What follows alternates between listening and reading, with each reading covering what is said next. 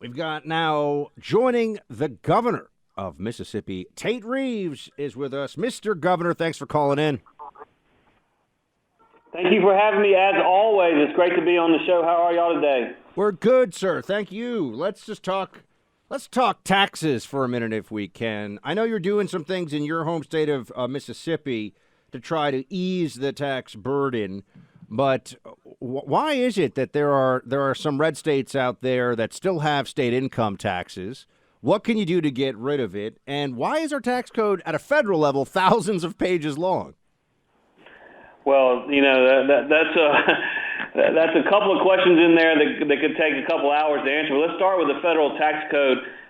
It's a couple thousand pages long because the federal government continues to spend irresponsibly, and somebody's got to pay for it. We believe down here in Mississippi that government doesn't have anything that it doesn't first take from somebody else. And at the federal level, they literally take trillions of dollars from the taxpayers and constantly spend and spend and spend. And today is just an example that more and more people hopefully are paying attention to how much they are paying in taxes. Technology is a good thing, but the technology that allowed American workers to take out on a weekly or a bi-monthly or a monthly basis of their check what they pay and owe the federal government makes a lot of individual Americans forget how much they're paying to the federal government, and I think that creates some of the challenges. I appreciate you coming on, Governor. I'm curious how much attention with COVID mobility, meaning so many people were able to work remotely and move to different parts of the country.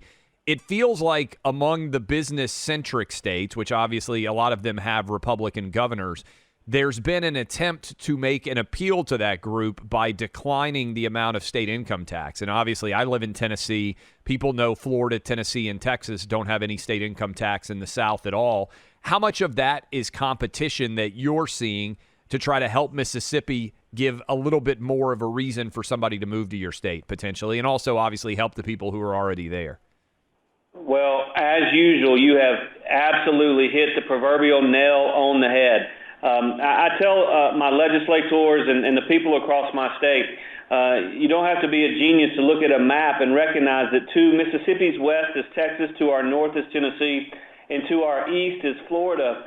And if we want to be competitive, in our attempts to see additional capital investment, if we want to be competitive in our attempts to create jobs, if we want to be competitive in our attempts to lure more residents into our state, we have to recognize that all Texas, Tennessee, and Florida all have zero income tax. And that's the reason earlier this year I proposed the complete elimination of the income tax in Mississippi so that we would be on level playing ground.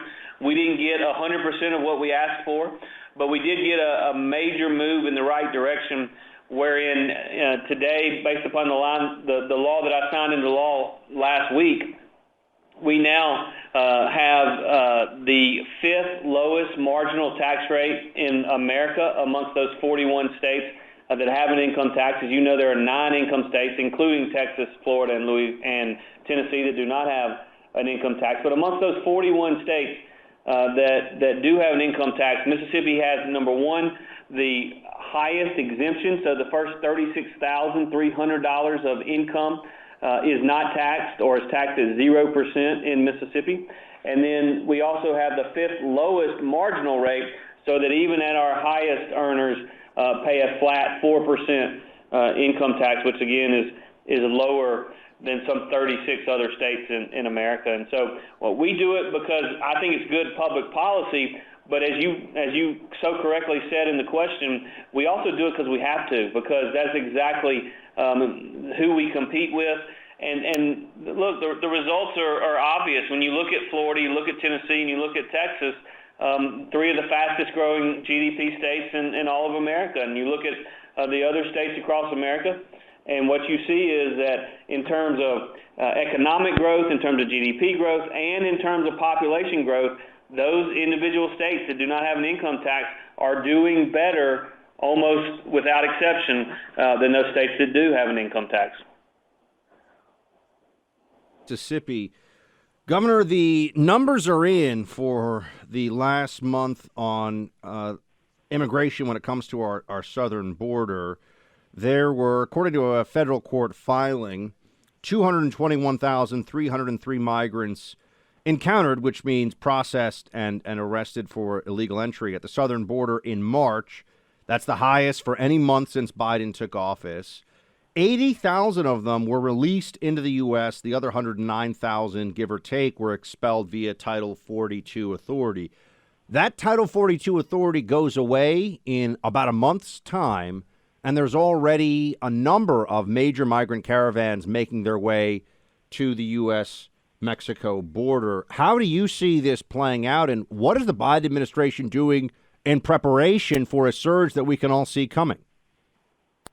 Well, I can only assume that the Biden administration is doing the same thing in preparation today after announcing their decision on Title 42 that they've been doing for the last year, and that is basically absolutely nothing. It is extremely concerning to me and to other southern state governors particularly that we've seen this huge uptick in illegal immigration in this country. It frustrates me to no end, to be honest with you, that within the last 2 weeks, Vice President Kamala Harris has found time in her schedule to visit Greenville, Mississippi, to highlight whatever it is that she wanted to highlight, but she hasn't had time in the last year during her tenure as being in charge of the border crisis to actually visit the southern border.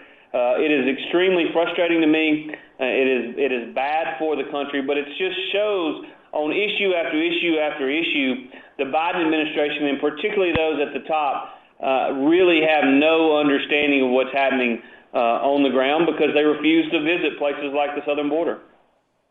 We're talking to Mississippi Governor Tate Reeves.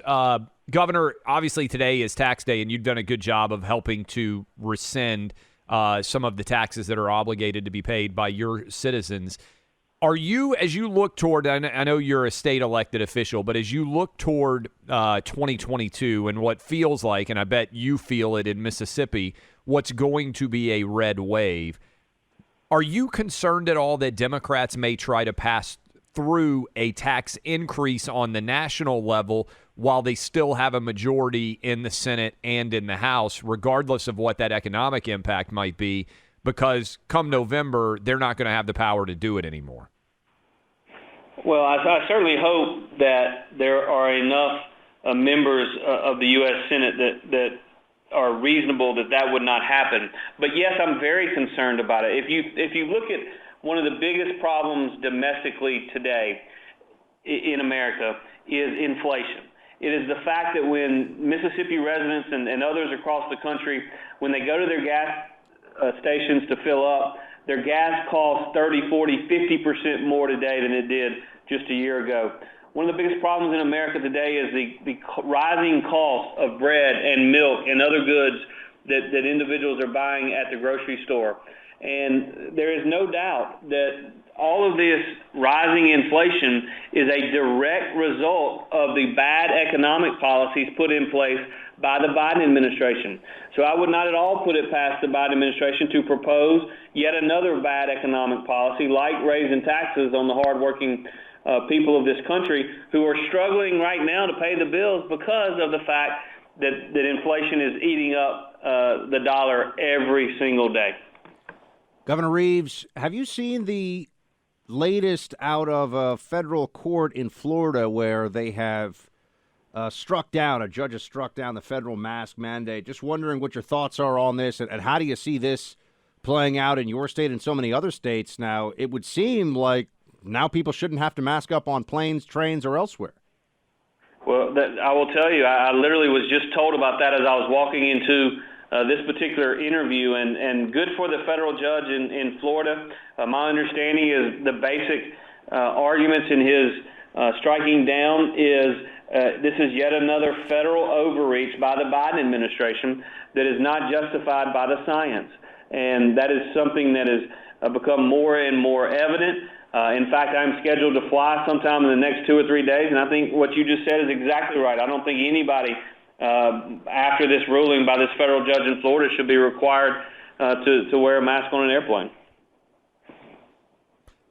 Governor, I appreciate you joining us here on this day. When you look towards 2022, what do you expect to see? What are you seeing on the ground in Mississippi? What do you expect to see come November? Well, obviously, I'm extremely optimistic for the 2022 elections, particularly those elections in the U.S. House of Representatives as well as the U.S. Senate, as well as governor's races from around the country, because the American people are a lot smarter than the Democrat politicians in Washington think they are. And the American people and the American voters recognize that the reason prices are going up is because of the excess spending by the Biden administration. They recognize that when you look at red states and you see GDP growth and you see the lowest unemployment rates in our country's history, for instance, in Mississippi, today we literally have the lowest unemployment rate we've ever had in our state. But when you look at blue states, they continue to have unemployment rates that are nowhere near their all-time lows, and that is in large part because of the policies that were enacted during the pandemic. You see, states who believe in freedom try to ensure that we focus not only on protecting lives, but also protecting livelihoods, making sure that our people could get up and go to work and provide for themselves and provide for their families. We never wanted individuals in Mississippi to have to make a choice between doing what was best and providing for their families and their ability to put food on the table and what the CDC or some federal agency told them that they had to or had not to, or could not do. And so I think the American people have seen what's happened. They've seen what leadership looks like and the different decisions that have been made in red states versus blue states, or at least in those states that are run by Republican governors versus those that are run by Democrat governors. They've seen the excess spending in Washington that has led to significant additional burdens on every single working family across America. And I think they also recognize that literally, were it not for one or two senators joining the 50 Republicans in the United States Senate, were it not for them, literally just a razor-thin margin of senators, the Biden administration would have been successful at getting $3 or $3.5 trillion more of their Christmas wish list in spending that would have simply caused our prices for gas and food and milk and bread, et cetera, to go up even further. So I'm optimistic about the 2022 elections, but I'll also tell both of y'all, and I mean this, it is just April of 2022. Our candidates across the country running for House, for Senate, for governor, and every legislative seat and every local race, we still got a lot of work to do. And I've always believed that the harder you work, the luckier you get. And we've just got to keep working hard and keep explaining to the American people why our policies are good for the American people and Joe Biden's policies are bad. And I think if we continue to focus that message over the next 6 months, I think we'll be very successful in November. Governor Reeves of Mississippi. Sir, great to have you on. Thanks for joining. It's always great to be on. Y'all have a great day. Virginia Attorney General leads 15 other states in asking Supreme Court to stop race-based high school admissions policy. That's a story I want to ask him about. Also, what's going on in the state of Virginia when it comes to crime and how other states perhaps could bring down crime levels too by making smart decisions about prosecution and criminal justice. Attorney General of the state, the Commonwealth of Virginia, the state of Virginia, Miyares is with us now. Sir, thanks for calling in.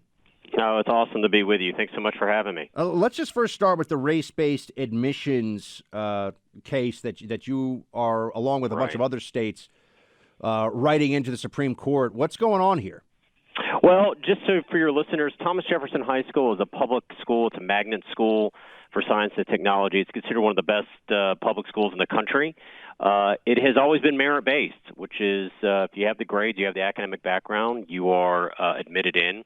Well, in the name of, quote, fairness and equity, the Fairfax School Board decided that even though it was majority-minority, the majority of the students that attended are Asian American, it's the wrong minorities. And so we know from communication that has been released that the purpose of the Fairfax School Board was changing from a merit-based admissions policy to achieve a certain desired, quote, racial balance. Well, at the end of the day, you have gone a 20-point plus drop in Asian American students that attend TJ. And what has happened is, I've said before, one of the oldest forms of bigotry is anti-Semitism, but the only state-sanctioned form of bigotry that's acceptable in America today is anti-Asian bigotry.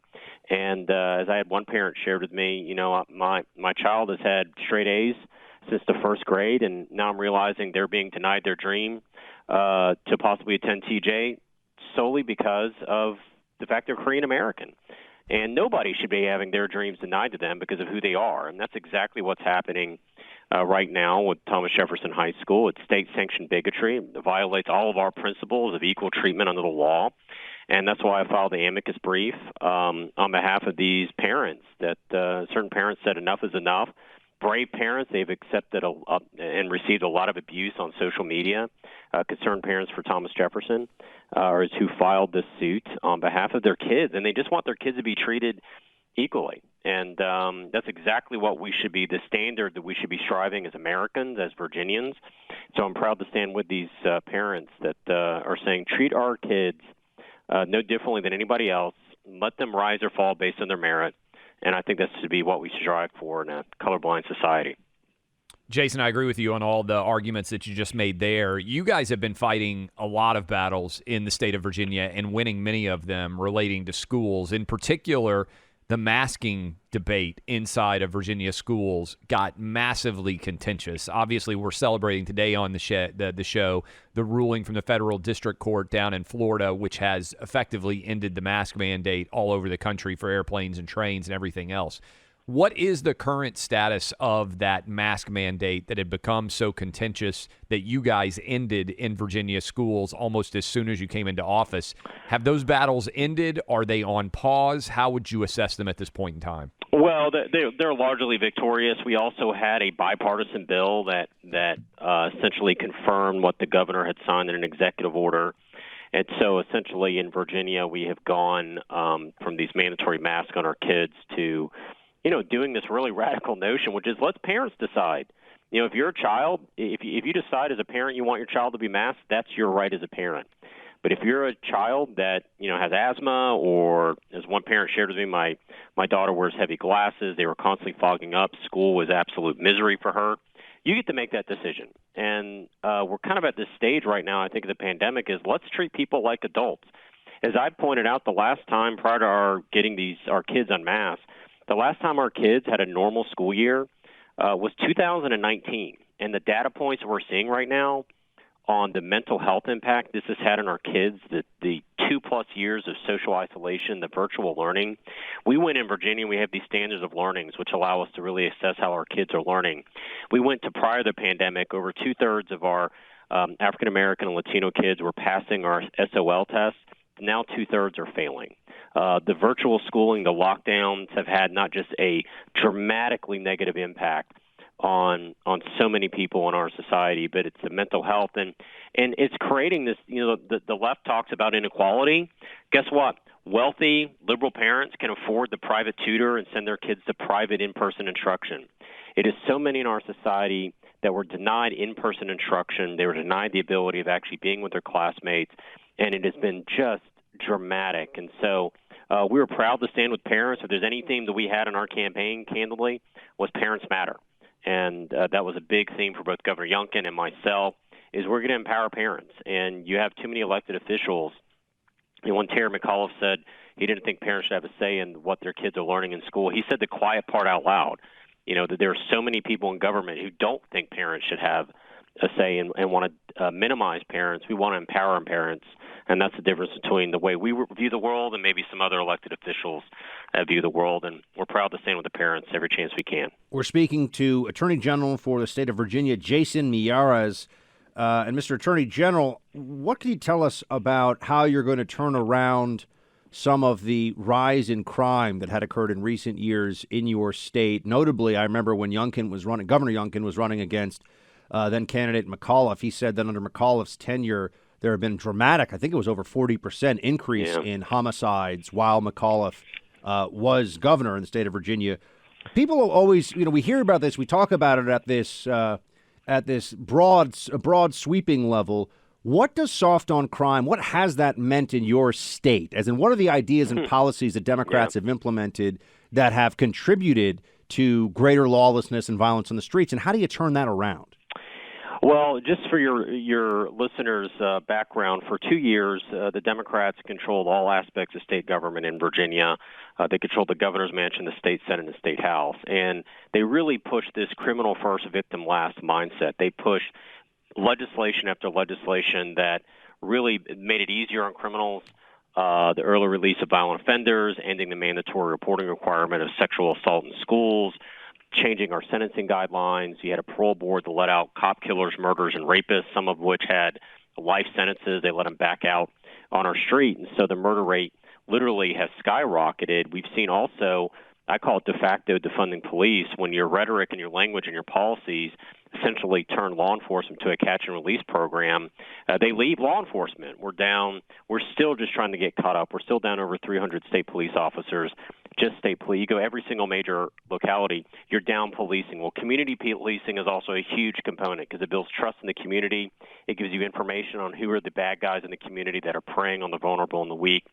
So they say the only thing you learn from history is nobody learns from history. Well, guess what? We've tried all these policies of this revolving door with violent criminals, getting them back on the street in the 70s and the 80s, and it led to a crime explosion. We were on a 22-year straight drop in violent crime from the early 90s through about 2014-15, and then we started seeing an uptick in the last 2 years of the Obama administration. And a lot of it, too, are these local progressive prosecutors, these so-called social justice prosecutors that are deciding not to prosecute entire categories of crime. And so when you talk about violent crime, some of your listeners may be aware of the serial killer that shot 5 people both in the D.C. and in the New York metro area, went after homeless people recently. Well, that individual had 88 prior charges. He was out on probation for a federal armed robbery charge. He gets picked up on a abduction with intent to defile, breaking and entering of a home, and then a possession of ammunition by a felon. The Soros prosecutor, the progressive prosecutor elected in Fairfax County, decided that to reduce those charges to a misdemeanor. This happened in December of 2020. He was sentenced in March of 2021. He was back on the street on just this misdemeanor charge. With a probation violation pending in Maryland, he was allowed back on the street in June of 2021. Those targeted killings of our homeless population started happening just months after he got back on the street. So elections have consequences, and this criminal first, victim last mindset has had a real impact on crime in Virginia. You're seeing it all over the country, where this kind of soft on crime, let's have a revolving door, let's have a catch and release program. You're seeing story after story after story of individuals that should have been off our streets and not harming innocent Americans back on our streets, preying on innocent Americans. And criminal justice reform without criminal justice is not reform. It is only going to create more victims. And so we're pushing back. We don't control the state Senate in Virginia, so a lot of pushing back on some of these, I think, really dangerous, quote-unquote, reforms we haven't been able to repeal. We are putting more money in law enforcement. We are hiring more police. Our office is aggressively going after organized gang activity as well. But there's only so much we could do candidly until we'll make sure we have local prosecutors that actually have a criminal last mindset instead of a criminal first mindset. And it's a problem all over the country, and you're seeing in a large number of these areas right now. I can almost guarantee we're seeing a spike in murder rates. You also have a, quote, progressive prosecutor that's deciding not to really prosecute violent criminals, and you're seeing the results every day. Thank you for joining us, Mr. Attorney General Jason Miyares of Virginia. You guys are doing fantastic work there and hopefully setting a template for what can happen in 2022 with how well you guys ran a campaign in 2021. Thanks for the time. Thanks so much. Have a good one. I believe we are joined now by Congressman Jim Jordan, who I believe has occasion to listen to the show sometimes while he's out and about driving in his district. How excited were you when the news came down, not only that this judge had the courage to issue this 59-page ruling, but also that suddenly the Biden administration, having reviewed it, said, she did a pretty good job here. Let's use her as the reason why this mask mandate is going to end. How much did you enjoy it? No, I did, particularly because just personally, I flew this morning. So I had to fly through Charlotte and then from Charlotte down to Florida. So I flew this morning, and it was so refreshing to get on the plane. 90% of the people now aren't wearing masks. I think someone told me they tweeted out today for everyone. They're going to go in an airport. Everyone who's not wearing a mask, they're going to go up and ask them, "Are you registered to vote?" Just to make, because we figure those people are Republican voters in many ways. So no, it was great. This is freedom wins and Fauci loses. Common sense wins, and the ridiculous CDC. Some of the things they've been doing on this loses as well. So no, a great day for America. Great day for freedom. Congressman Jordan, I got to ask you what you think the Democrats' play is going to be going forward here when it comes to COVID restrictions and just more generally. I haven't even heard what the narrative is supposed to be yet. I don't even really pick up. They trot out a little bit of January 6th and insurrection stuff here and there, and that's not going to cut it with inflation at 8.5%, with a wide open southern border, with crime, violent crime rising rapidly in cities. I think it's important that we know what their pitch is going to be or how they're going to try to play this. Do you have any sense of it? Because they obviously want to maintain control in the House. Hopefully they're going to get annihilated. Yeah, no, hopefully they are. But I think you're right, Buck. It'll be January 6th. I think it starts next week. So for the first time since Joe Biden's been in office, Secretary Mayorkas is coming in front of the Judiciary Committee. He had the Democrats, Jerry Nadler, kept him away, but he's finally coming next week for a hearing. So I think they're going to come in and they're going to talk about January 6th, and they're going to talk about, the real threat is white supremacy and all these things are going to. So I think that's going to be their play. But I totally agree with you, Buck, that the country gets it. They know what's happened on the border, from secure border to chaos. They know what's happened with inflation, from stable prices to a 41-year high inflation rate. They know what's happened with gas prices. They see what has happened with energy, and they see the whole thing. And then, of course, there's foreign policy, and there's the fact that they've attacked our liberties and used COVID to come after our rights over the last year as well. So I think the country sees all through it. But my guess is they'll stick to what they've been talking about, which is January 6th. So here's the question I also have, Congressman. Now that you see the numbers being as disastrous as they are for the Biden administration, we're a little bit over 6 months from the midterms. I think you guys are going to thankfully be back in the majority in the House. Hopefully the Senate, which is a little bit more of a question mark just based on the seats that are up, but hopefully the Senate as well. So are you concerned at all in Congress now that the Biden administration may see the same tea leaves, may recognize that no matter what they do, they're unlikely to have a congressional majority? So they try to just ram through as much crazy government spending, tax increases as they can, knowing that as soon as it gets to be midterm day, Biden's not going to have those votes in 2023 or 2024. And so they say, screw it, let's try to get through some of our favored laws, because we're never going to get them otherwise. Yeah, no, because that's Democrats. I mean, they go back a decade. They pushed through Obamacare, knowing it was unpopular at the time. They pushed it through and lost the majority. That's how Democrats function. In some ways, you got to admire their tenacity for their crazy left-wing beliefs, that they actually go for it, even knowing that it can cost them a lot of seats. I think sometimes Republicans need to be a little more focused on doing what we told the voters we were going to do. So, yeah, I think they'll do that. But remember, too, Biden's the one who told us that, if I spend $2 trillion more, it's going to help us. Oh, yeah. So they also say stupid things. And the country, this is what the left misses. The left always thinks the country, you and I know that your audience and the American people have common sense. They're smart. There's a reason that only 30-some% of the country thinks that we're on the right track. Because, Joe, we are on the wrong track. The country gets it. So they can try other things. I think there's going to be pushback, and you're beginning to see it. What is it now? 9 Democrat senators have said, wait a minute, time out on getting rid of Title 42. We see how bad the border situation is. We know it's going to get that much worse if you do this. So when you got 9 senators, some of them from border states, saying that, I think there's that pushback too. So let's hope the bad stuff is done. We can hold our own and win back the majority in the House. And as you say, hopefully win the Senate as well. Speaking of Congressman Jim Jordan of Ohio, Congressman, to the point about keeping the faith with your voters and with the American people more broadly, if Republicans take a big majority in the House, and we're certainly hopeful that it will be not just a majority, but one that sends a message, and we're hoping it'll be a message sent specifically on COVID lockdowns and the lingering authoritarianism of Fauciism. What could you and your fellow Republicans do? I obviously know you can't pass laws that Joe Biden won't sign, but what can you do in terms of highlighting for the American people the truth, and what promises can you make going forward so that when you do have a Republican president, we won't backslide into the madness that we've seen of masking on planes and lockdowns and shutting down schools and all this stuff, because we're going to have flu seasons, we're going to have COVID seasons. Yeah, I know in the Judiciary Committee we're going to focus on the Constitution. Remember, it was two years ago this month, April 2020, Bill Barr put out a memorandum with the U.S. attorneys when we were just starting all this stuff with COVID. He put out a memorandum, and that memorandum said the Constitution is not suspended during a crisis. And amen to that. And I would actually argue that, in fact, is when the Constitution is most important. When things get difficult, that's when the Bill of Rights and the Constitution, the First Amendment, matters more than any other time.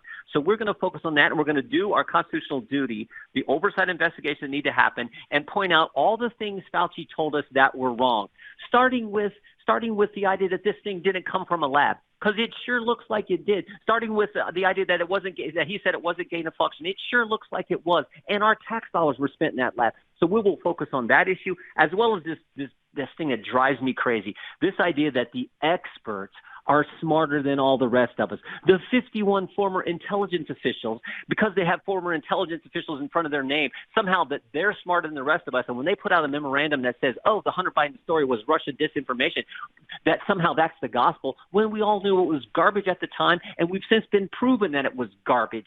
So we'll focus on those kind of things too. And this idea that these experts are running the country, it's not supposed to work that way in our constitutional system. It's supposed to be the people who put their name on a ballot, run for office. If they get elected, they make the decisions. And if they make bad ones, we get a chance to throw them out.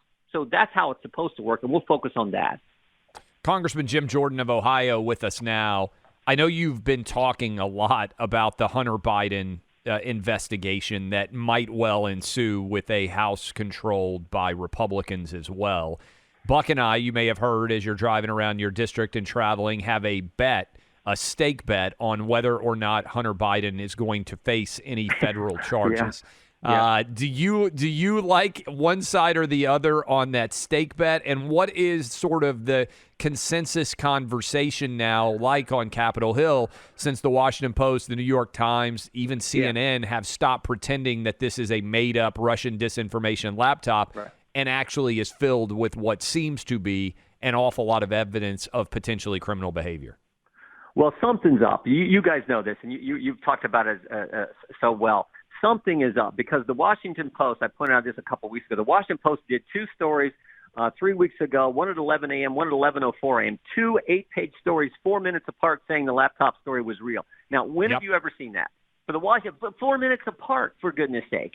So when the Washington Post is doing that, something has to be up. Whether that's he's getting indicted or someone close, I don't know. But it now, think how this story has changed. It initially was, it wasn't his laptop.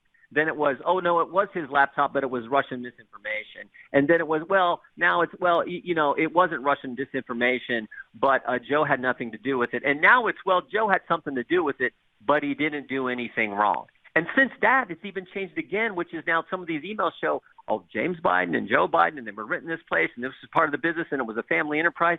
So something is certainly up. What that is, I don't know. We'll just have to wait and see what the Justice Department ends up doing.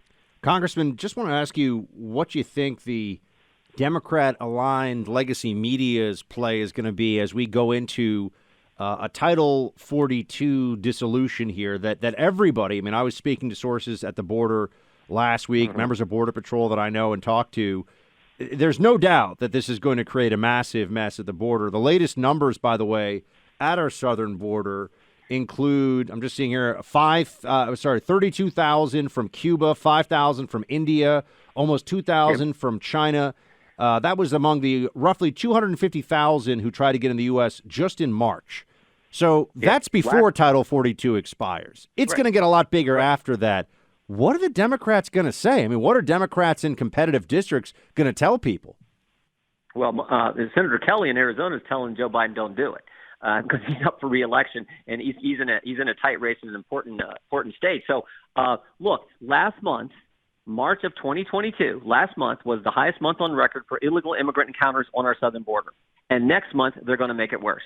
Now, tell me where's the logic there? I think the fundamental question Mayorkas needs to answer next week when he comes in front of us is, why are you doing this? Why are you intentionally doing this to the country? What is your motivation? Why are you deliberately having it so that we have the worst border situation in the history of the United States of America? Why? Intentional, deliberate? Why are you doing it? So that's the fundamental question. And Democrats, again, who are in tough seats, are saying things because they realize, look, if I'm going to keep my office, we got to stop this. And Border Patrol, the people on the border, the ICE agents, they will tell us it's currently around 8,000 a day, illegal immigrants coming across the border. It's going to go to 18,000 if we get rid of Title 42. And again, you can't have it both ways. You can't say, we got to have masks in airports, and at the same time we're getting rid of Title 42 with the COVID issue on the border. It makes no sense. But again, that's pretty much consistent with the Biden administration. There's not been one policy they've done that made any sense. He is Congressman Jim Jordan. Fantastic. Appreciate the time as always. Hope to run into you again soon. All right. Take care, guys. Keep it up. Thanks. I believe we have Heather McDonald now. And Heather, you've been fantastic on so many of these details. As the 2020 numbers have come out, have they surprised you by how many more people ended up dying in 2020 than in 2019? Is this what you anticipated? And I think significantly, are we getting better in 2021 in your mind and 2022, or are the numbers continuing to worsen? No, I'm not surprised. I predicted this right after the George Floyd riots. I said we're in store for either Ferguson Effect 2.0 or the Minneapolis Effect, because the riots began in Minneapolis and spread across the country based on the lie that policing in this country is systemically racist. We saw the largest one-year increase in homicide in this nation's history in 2020. It was utterly predictable that the majority of victims would be black, that black lives would be taken at an almost unprecedented rate. And no, things have not gotten better. 2021 and 2022 are worse. The anarchy, we have unleashed savagery upon the world. Children are getting killed, overwhelmingly, of course, almost exclusively black children. But we see now the carjacking spreading to suburbs, the looting, the inability to go into a drugstore and buy toothpaste because businesses would rather encumber their regular customers than arrest shoplifters and face charges of racism. So things are not getting better. And what's going to take to make it better is to change the narrative and to reject the charge of police racism and criminal justice system racism. We're speaking to Heather McDonald, a fellow at the Manhattan Institute and author of The War on Cops, a book I recommend to all of you listening. Heather, one of the defining characteristics, I'd say, of that moment in time, which I remember very well, there was a riot in Manhattan that went right onto my own street. The next morning, there were store windows shattered. There was looting going on the block where I live, along with many others I know here in New York. So we remember that period quite well. While that was going on, some of the wealthiest companies, corporations in America were putting out, in some cases, almost like laughable statements. I mean, if you had bought, a bottle of baby formula from a company 5 years ago, all of a sudden you're getting an email saying that this company stands with Black Lives Matter. I mean, if you bought a cookie from somewhere, you're being told. If you bought anything, you're being told. Your dishwashing detergent company was telling you they stand with them. The corporate throwing in behind the BLM movement was really unlike anything we'd seen before. Do you think that they would just do that again, or is there a little hesitation now that we see the numbers are BLM led to more violence, more lawlessness, and specifically more young black men killed in America than would have been in a year previous to the movement? They would absolutely do it again. Look at what Disney is doing. It's terrified of its own employees. The employees of corporations are getting more and more left as we graduate, belch forth more and more college graduates who have been marinated in complete fantastical lies about this country every year. And the fact of the matter is, I mean, the country has very weird attitudes towards race. The elites purport to care about black lives. It's all a crock. It's completely absurd. It's a fiction. It's a fraud. The Black Lives Matter activism is an absolute fraud. There's never been a Black Lives Matter activist who showed up at the scene of a child being gunned down in a drive-by shooting. Why? Because the elites are terrified about the breakdown in the inner city. There is, frankly, let's be honest, a pathological inner city culture. What else explains these young teens that willingly, knowingly spray bullets across sidewalks, knowing that they are going to take innocent lives? The family is broken down, and America turns its eyes away, and you have the elites that would rather accuse themselves of phantom racism than look head on at the problem of black inner city breakdown. There's never been a civilization like this, and this type of weird cognitive dissonance means that we're never going to get out of this moment. Heather, what I've said for a while, and I think becomes more and more increasingly apparent as all of this data comes out and it's mostly ignored, really it's not Black Lives Matter. It's Black Lives Matter when white people are involved in killing black people. Because otherwise Black lives really don't matter, which, you know, when you really consider it, it's about how a black life is taken. Not, and by the way, a tiny minority of black lives are in any way connected to white people when it comes to murder. But that's the only time the media covers it, which, let's be honest, Heather, is racist in itself because it's really about the white person's action that is making it newsworthy. Absolutely right. I mean, and we never get the race of criminals when they're black. You know, the media absolutely repressed the race of the subway shooter in Brooklyn as long as it could get away with it. If that subway shooter had been white, that would have been an international story. There would have been riots in the streets. The Justice Department would have snapped into its white supremacist, the biggest threat to this country is white supremacist mode. Instead, at best, we got a description of him as dark-skinned. A white would never be described as light-skinned, but generally there was utter muteness. And, of course, that meant that shooting has been basically put down the memory hole because it doesn't fit the narrative. The blacks commit 88% of all interracial violence between blacks and whites and blacks. Whites are not the problem. Whites are not the problem facing blacks today. Blacks die of homicide at 13 times the rate between the ages of 10 and 34 compared to whites. 13 times. Who's killing them? Not the cops, not other whites, but other blacks. Anybody who's had any connection with academia for the last 40 years knows that there's this, if you talk about black-on-black violence, that somehow that's inappropriate and it's just a fiction and crime is just a fiction. You're not allowed to talk about black-on-black violence. But that is basically what the reality is today. Violent street crime, let's be honest, and this is extraordinarily dangerous to say, but it is overwhelmingly a product of underrepresented minorities. In New York City, blacks and Hispanics account for virtually 100% of all drive-by shootings. Blacks are 23% of the population in New York. They commit anywhere between 70 and 75% of all shootings each year. How do we know that? From the victims of and witnesses to those shootings who are themselves overwhelmingly black. They are the ones telling the police who the assailants are. Whites are not the problem. And yet we keep on pretending in this society that it's white people who are the scourge. No, it's black criminals. And I have spoken to so many law-abiding, hardworking black residents of high-crime areas who only want to lead normal lives. And they're begging for the police to enforce the laws against trespassing, against loitering, against littering, against drug use. But the problem is, if the police enforce the law in a colorblind manner, in a constitutional manner, it will have a disparate impact on blacks. Why? Not because the law is racist, not because the police are racist, but because blacks commit crime at higher rates. That is the thing you are not allowed to talk about. Heather McDonald, author of The War on Cops. Heather, appreciate you being with us.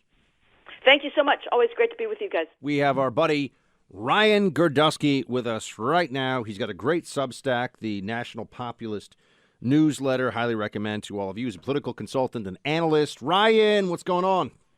Hey, how are you, Buck? Thanks for having me on. I'm good. We got a lot to ask you about. A lot of things that are right in your wheelhouse, whether it's the latest polling among Hispanic voters about the Biden administration, the school board fights and just school instruction and CRT and now transgender theory that's underway. I actually wanted to start, though, with the DeSantis Florida congressional redistricting. It feels like, from at least from an outsider's perspective, that DeSantis decided that they're just going to do it and they're going to withstand the criticism that's going to come their way, because a lot of the Democrat media is upset, to say the least, about the new districting. Right. Well, so the Democrats were killing in redistricting this year. We've talked about this on the show. They were by far and away, they in big states, California, New York, Illinois, had basically redistricted Republicans out of existence in a lot of areas they used to have seats in. Well, Ron DeSantis turned around, and rather than signing the state House or state Senate bill for new maps, he made his own map, which would basically clear out 6 Democrat districts, and 6 Democrats who, well, I mean, they could run, but they'd have a very, very, very tough time in running and winning. And so Democrats are really furious about this, because this will absolutely offset any gains they've really made in New York, California, and Illinois, and basically make the map fairly even. Ryan, first of all, that's going to be an interesting story if the Florida House passes that tomorrow, and then we'll see whether or not it withstands congressional challenge, court challenge, because there have been so many cases, as you know, filed across the nation over these redistricting patterns. But Buck kind of teased it, and I want to ask you what your read is. Most recent Quinnipiac poll, which we talked about, had Joe Biden with a 26% approval rating among Hispanics.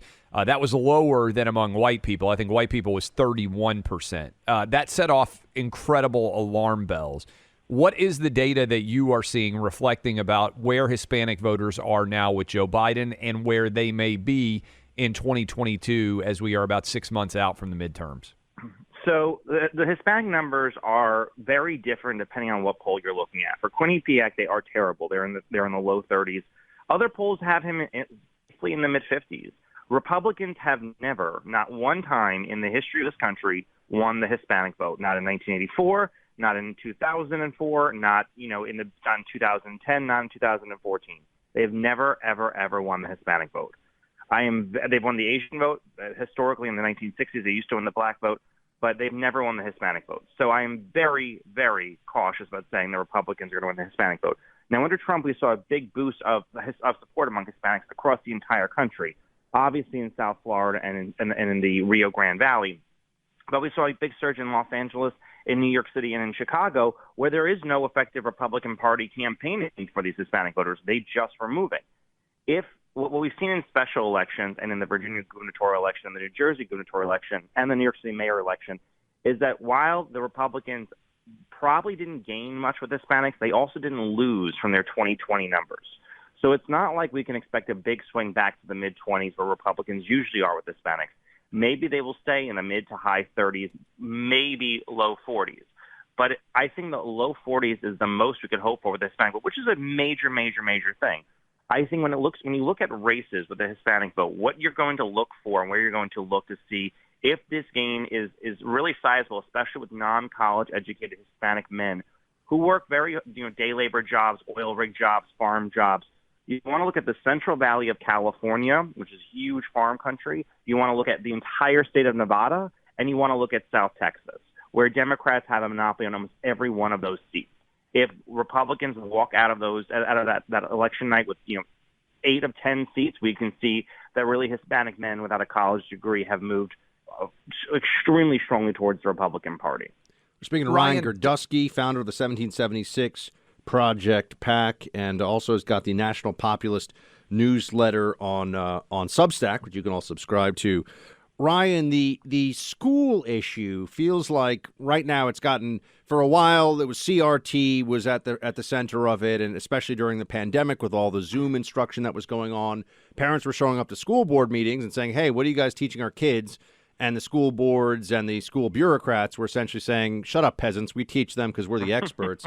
That didn't go over well for them, and I know you've been very involved with trying to get people to run for school boards to get more accountability and sanity in the teaching of their children. How is that program moving along? What are we seeing in terms of the effect that this has now still across the country. And given what's going on with Ron DeSantis and the parental rights in education bill in Florida, do you expect that this is going to be a major part of mobilization for some key constituencies going into the midterm election?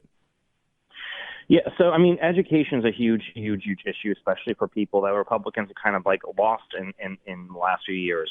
Suburbanites and women. The 1776 Project PAC, which I run, 1776projectpac.com. If anyone wants to go on, say where they're running or donate or anything. We have, we've seen a huge surge of parents not only just wanting to run for school board, but collecting materials for what their school is actually teaching them. And believe it or not, a lot of people assume that this is a problem in blue cities and blue counties. This is in the reddest of red counties. I'm doing right now, the 1776 Project PAC is involved in about a dozen races coming up this May and July in Maryland, Georgia, and Texas. And in Collin County, Texas, Tarrant County, Texas, these are red counties. These are counties that have a long time supported the Republican Party and red areas of red counties. And they have absolutely horrendous CRT going on. Frederick County, Maryland, absolutely. Like, that was one of the few places that actually shocked me. So if you think that you're immune from it because you moved to a nice Republican county or because your kids go to private school, I have to tell you that's not going to sit there and stop it. The problem comes from the fact that the graduate programs in colleges, programs that teach people how to be teachers, but more importantly, teach people to be administrators, they are the ones that are infusing the CRT and teach them how to incorporate diversity, equity, and inclusion and social emotional learning in every form of the classroom, from math class to history class to science or whatever. This is really where this entire process is being fused, and it's going to take Republican governors. I supported the Ron DeSantis bill, but it's going to take Republican governors really going to these publicly funded colleges and going after their accreditation program, because these are the institutions that are churning out armies of diversity, equity, and inclusion administrators that are funneling in schools and work and learning how to work work the system from the inside. Ryan, I'm really curious on the Hispanic numbers. I know you're skeptical of some of the, like you said, the Quinnipiac numbers that came out in their poll. At what level of Republican support does the Democrat Party, as it is presently constituted, not work anymore? And then let me explain what I mean by that. If 30% of black people started consistently voting for Republicans, the Democrat Party doesn't exist anymore. They can't win. Is it 40%? Is it 45%? What kind of basic number would Republicans need to get to where the Democrat coalition to get elected doesn't work if they don't get what percentage of those minority voters? So here's the thing about the Hispanic numbers that people often forget. They don't live in good states, Hispanics. They live in states like California and New York and Illinois, states that are not going to flip. Probably, this is, I don't have the exact argument, but if Trump probably got 65% of the Hispanic vote, he still probably would have lost the 2020 election. Romney, he could have got 75% of the Hispanic vote and would have lost the 2012 election against Obama.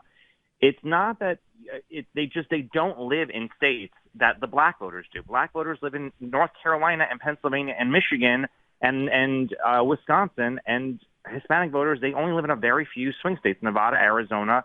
Texas is becoming more of a swing state, and they're growing their populations in Georgia and North Carolina, but it's still very, very soft, especially That's fascinating. Who's voting. Yeah, they don't live in important areas. What is more important is what are non-college educated white voters doing? Are they turning out? If you were to increase the non-college educated white voter, and by the way, there's over 40 million non-college educated white voters who are non-college educated white people who are not registered to vote. If you were to increase that by 3%, Republicans could not lose a national election. Versus if you go to 65 or 70% of Hispanic vote, they still probably can't win. Ryan, what do we have good polling, good data just on that point to drill down a little more into among non-college educated white voters, top issues? I mean, is that something that there's been recent enough polling that we have a sense of what the top? I mean, I obviously assume economy, but I'm wondering, is immigration right up there? What are the main issues? Immigration's a huge, huge issue. It is the isolation of working class people. It's the fact that if you are a 56-year-old man, you sit there and you bought your house in eastern PA, 30 years ago, and in 30 years' time, your neighborhood went from being, and there are, like Hazleton, Pennsylvania, went from being 95% white, non-Hispanic white, to being 85% Hispanic, and you can't speak the language, you feel completely isolated by your social setting. That immense constant isolation feeling of non-college educated whites is a major motivator to why they moved to Donald Trump in 2016, especially in the Republican primary. But it's also inflation is killing these people. Opioids are literally killing these people. And for a lot of older voters, they live in communities that are on, the death's door. There's no infrastructure. There's no major initiative to sit there and make sure that their kids and grandkids can stay in the same community. So you have 3 or 4 generations living in the same area. They have to move to Florida or Texas or wherever to sit there and have a chance at anything. I think those are all really the major issues that we speak to. But most importantly, here's the problem. Republicans on television and analysts want to scream and jump and yell that they got 5% more of the black vote nationwide, but they still lost the election. They will never sit there and scream and yell and have an excitement that they won more of the non-college educated white vote. If Republicans were just stop being embarrassed by their own voters, that would do a lot to sit there and maybe motivate some and actually work to sit there and get those districts to get out and vote, in high numbers. One of the worst performing districts in Georgia as far as turnout goes is Marjorie Taylor Greene's district, where everyone, if they voted, would be a Republican. So actually getting in those areas rather than having your 500th inner city, meet and greet, you'll move a lot more voters in a shorter time, and the threshold to actually win is much, much lower. Ryan, I know you're involved in a lot of projects. Where do you want people to go to follow your work? 1776 Project PAC, PAC.com. There you go. Ryan Girdusky, everybody. Guy knows his stuff, man. Ryan, thanks so much. Thank you.